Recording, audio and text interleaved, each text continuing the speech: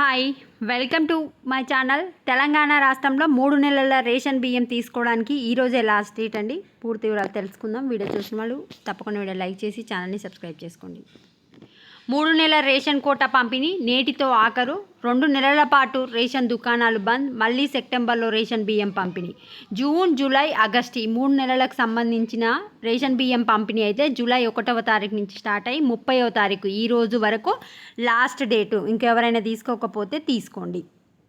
3 నెలల కోటా బియ్యం పంపిణీ కార్యక్రమం నేటితో ముగియనుంది. ఇప్పటికే జూన్, జూలై, ఆగస్టు నెలలకు సంబంధించిన కోటా బియ్యాన్ని పంపిణీ చేసిన నేపథ్యంలో రాష్ట్రంలో 2 నెలల పాటు రేషన్ షాపులు మూతపడనున్నాయి.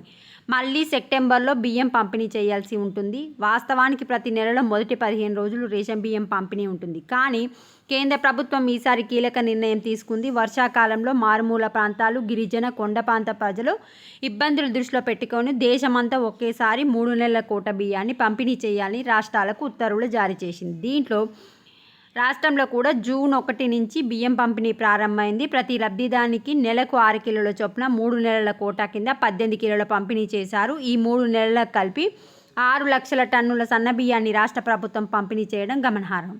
రాష్ట్ర వ్యాప్తంగా 94,34,000 రేషన్ కార్డులు ఉండగా వీటిపై 3,60,00,000 లబ్ధిదారులు ఉన్నారు.